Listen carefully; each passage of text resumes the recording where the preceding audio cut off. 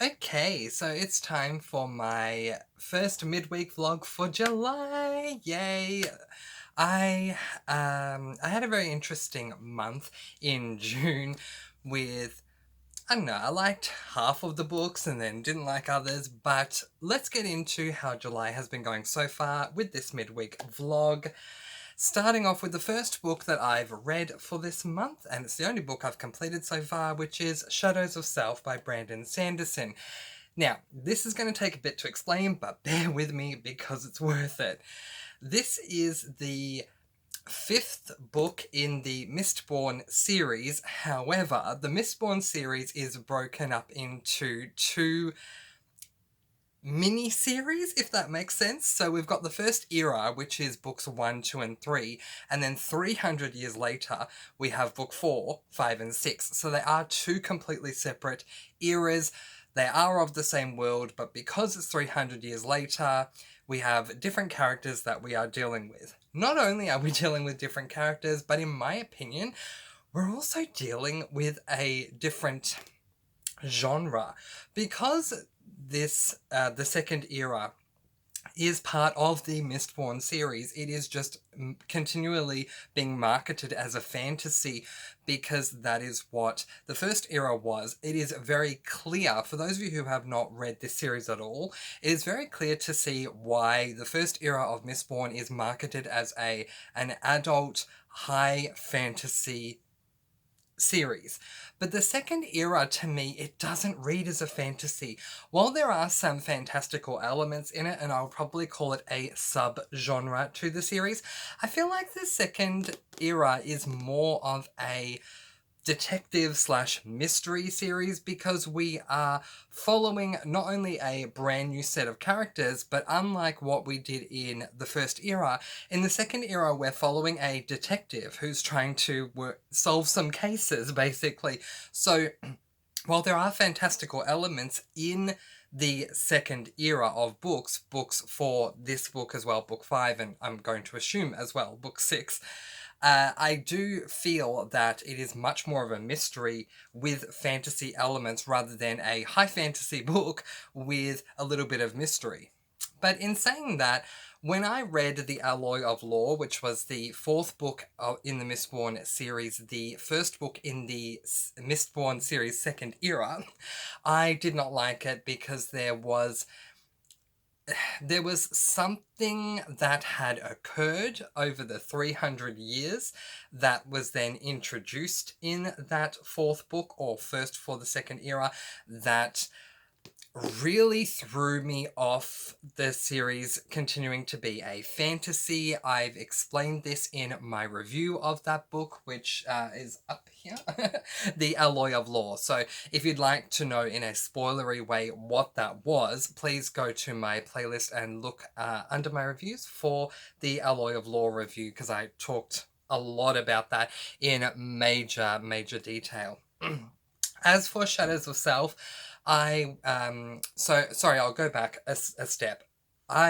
When I went into reading Alloy of Law, I'd gone into it rating all three of the first era Mistborn books 5 stars. So I went into Alloy of Law really looking forward to seeing how things would expand and how things would change over the course of 300 years, and I was extremely disappointed with a lot of different things.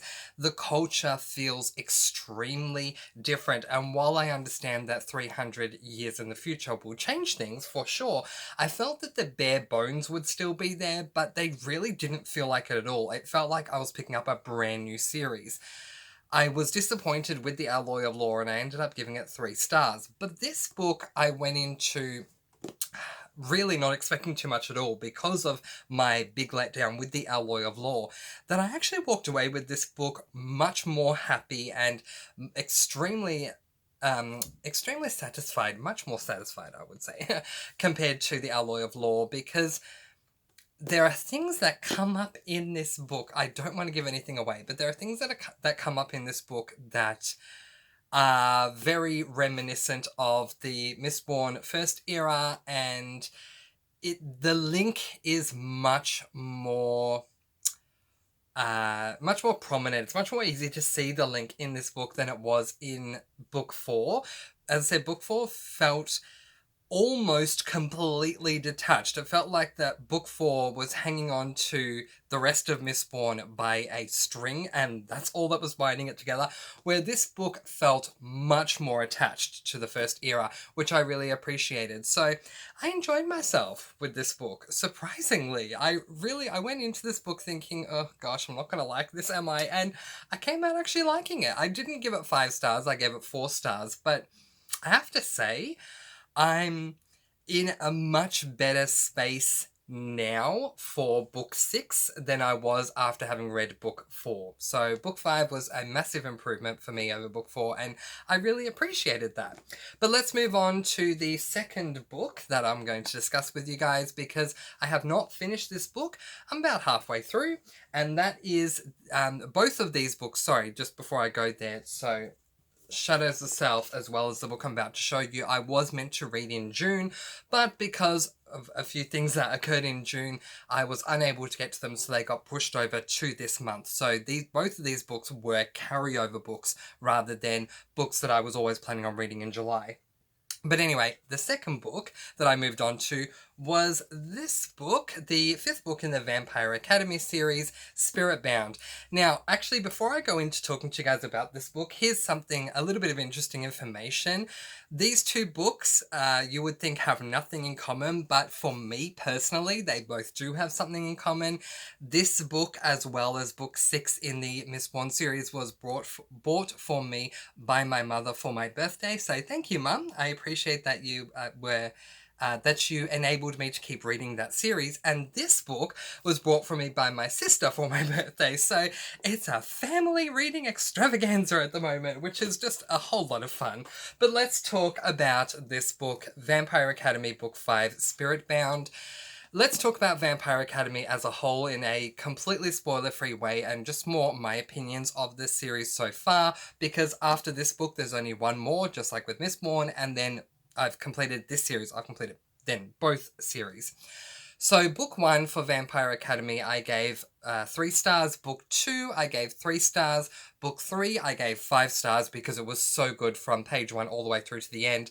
And book 4 really fell flat after an amazing book 3, which really disappointed me. So again, kind of as the same with Shadows of Self, after reading The Alloy of Law, and I went into this book really nervous to see what was going to happen because I was so disappointed. I went into this book really nervous because of book 4, and I have to say I'm really enjoying this book, and I'm so happy that Rochelle Mead has written another Vampire Academy book that I'm loving basically from page 1. Again, I'm not going to give away spoilers, I'm just going to give you little tidbits. So, one thing that you guys know that I don't love is the questing / travelling trope, especially if we are questing and travelling and having no clue how we're going to get there or what we're even looking for. It just gets worse and worse as you go along for me. If you have a directive, if you're going on a quest and you know where you're going, that's better for me to read than for me to read a book where someone's going on a quest, they have no idea where they're going, and they have no idea what they're looking for. That's so much worse. But I don't like being out in the open, being somewhere where you don't know where you are, and all you're thinking is, where am I getting my next meal from? Where am I getting my next drink from? Is someone coming after me? Should I keep moving because they might be coming after me? That whole paranoid feeling, I don't like reading about that. And in book 4 of Vampire Academy, that occurred. There was a travelling / questing trope where the protagonist had no idea where they were going or how they were going to achieve what they were setting out to achieve. All they knew was that they wanted to do something, and they just flew by the seat of their pants to try and achieve this thing, and to me, it was very messy, and also at times rather boring, because they don't know where they're going, I don't know where they're going, it was just a whole mess. In this book, there has been some travelling from where the main characters are staying. There has been some travelling, but the travelling's been rather quick. So rather than it being a full-on quest, it's more like, let's take a plane from here to here, deal with what we need to deal with in this new location. Now let's go back home. That I can deal with. In fact, this book has been really, the whole thing has been really interesting. We started off in one location where everyone that we are following that's in this one location had to leave that location after a couple of chapters, and that was inevitably going to happen anyway.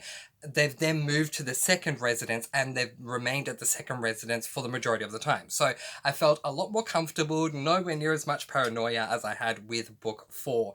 Also, I'm loving the story. I'm finding it really intriguing. At the end of book 4, I had a prediction of where I thought this was going to go.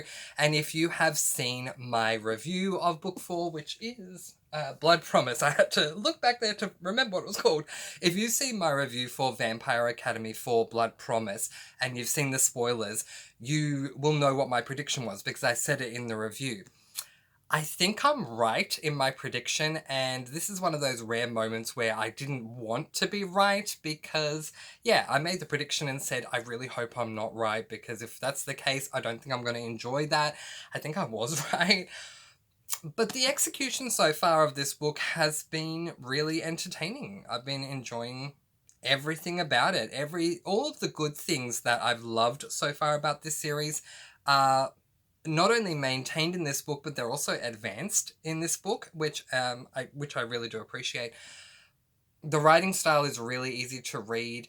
Our protagonist has grown, and I kind of want to say finally. I don't think that's too much of a spoiler, but in the first 4 books, I just felt like she wasn't learning from her mistakes at all, and in this book, finally she's learning from her mistakes.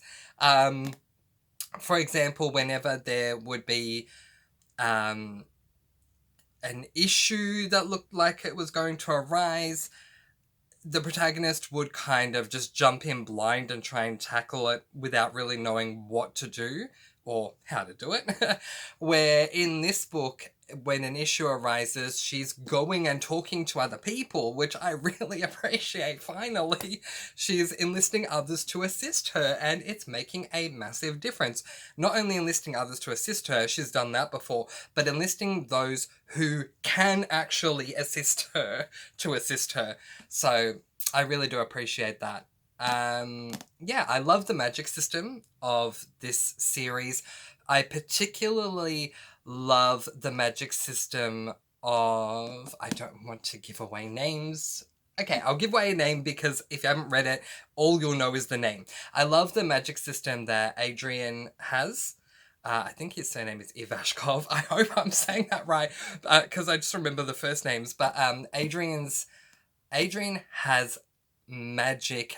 He's a royal vampire, and all of the royal vampires have some kind of magic to do with an element, whether it be earth, air, fire, water, or spirit. And Adrian has one of those elements. He has magic to do with one of those elements, but there is a specific thing that Adrian can do that no one else can. That took a lot to explain, but that's what I'm trying to say. He can do something that no one else seems to be able to, because we haven't seen any evidence that anyone else can do this, and I've always loved that. From the first moment I knew that Adrian could do this, and so he's still doing that, and I do really appreciate that. I'm really enjoying Vasilissa's character arc. She has come such a long way from the very first book. If you've seen the film but never read the book, because Vampire Academy, the first book, was turned into a film, but because of the disaster that film became, and I won't say much more about it, but you know my opinion now. Because of the disaster that film became, they didn't do any of the sequels. So even if you've seen the film and you got to know the character of Vasilissa that way, she has grown so much by the time you get to this book, and I just really appreciate not only her journey and how she got there, but where she is now compared to where she was.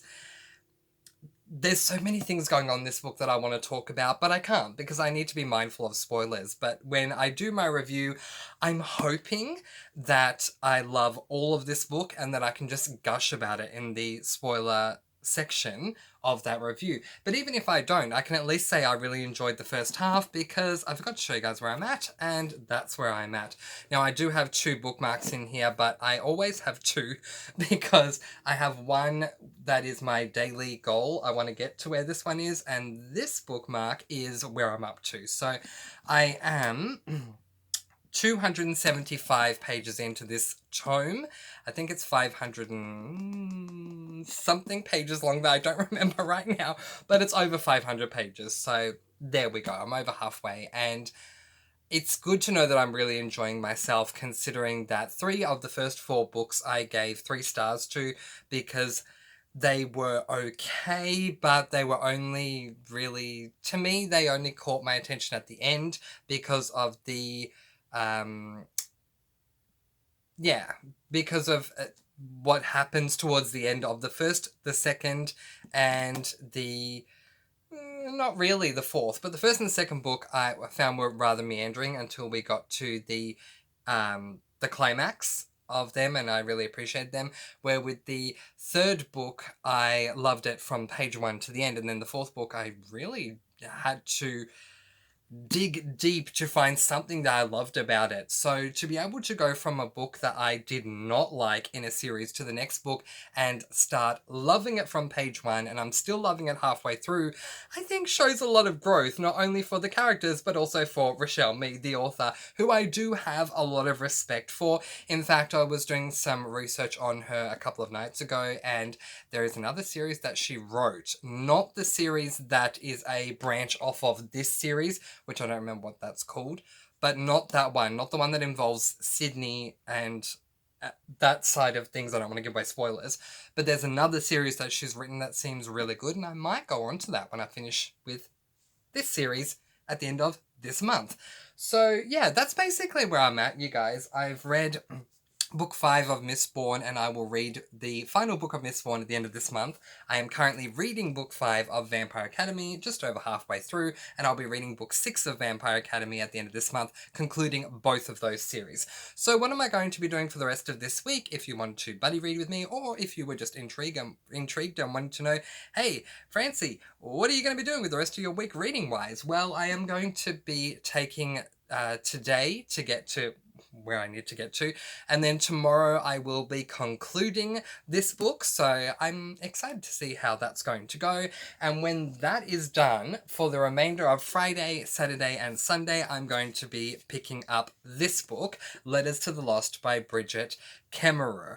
This is an author that I found out about thanks to my favourite booktuber, Murphy Napier, who has not only advertised Bridget Kemmerer, but she's also advertised this book as one of the best books that she has ever read. It is a YA romance, which is not something that I tend to read at all, and there was a time when I was going through reading fantasies where I didn't want to have romances, I just wanted to have friendships and no one falling in love. So I've completely turned 180 degrees, or 180 degrees, and now I'm reading a romance. So there you go, Letters to the Lost. It comes very highly recommended.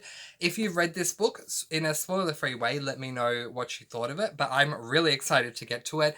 And excuse me. Apparently, another recommendation for Bridget Kemmerer is a book called A Curse So Dark and Lonely, which is a retelling of the classic Beauty and the Beast. So, for those of you who don't know, the film Beauty and the Beast is not the original, in case you're thinking, oh, this is the original. No, it's not. And actually, one of my best friends, Beauty and the Beast is her all-time favourite film, so I hope she doesn't see this. But it's not the original. It is a beautiful story, but it's not the original. The original is the bones, from what I've heard, because I haven't read the original myself, but from what I've heard, the bones of the original are in the Disney version, but it's Disney, so, you need to fluff it up a bit more because it's Disney.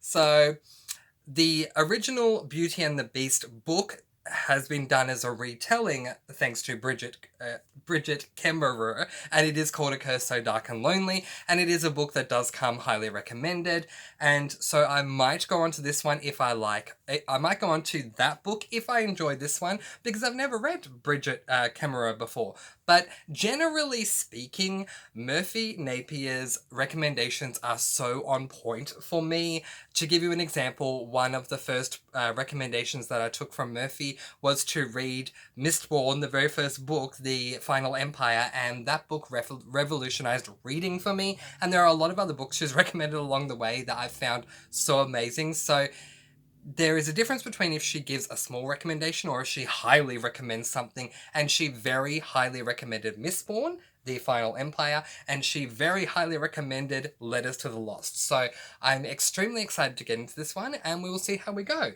So that is my update for this midweek vlog. I have read Shadows of the South and gave it 4 stars. Massive improvement over The Alloy of Law. I am just over halfway through reading the 5th book in the Vampire Academy, Spiritbound, and unlike book 4, I am really enjoying this book, which is amazing because I didn't think that I would be at all. And once I finish that book, I'm going to go on to the Letters of the Lost, which I am extremely excited to read.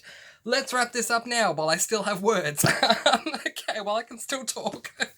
So, these are the books that I either have read, am reading, or will be reading this week. Have you read these books before? If so, let me know what you thought in the comments section below. Please be spoiler free. Let's be mindful of everyone else who has not read those books. For me, the 3rd one, and the 2nd half of this one. But even if you're talking to me about Shadows of the South, please do it in a spoiler-free way. If you would like to talk to me about any of the books that I discuss on my channel, please send me an email. By all means, my email is in the description, and I'm more than happy to discuss that with you over there. But while I still have my voice, I'm going to leave that there and let you guys go with peace, blessings, and so much love. I post videos every Monday, Thursday, and Sunday with reviews in between, and I'll see you again soon. Mwah! Stay safe and happy reading. Bye guys. Bye.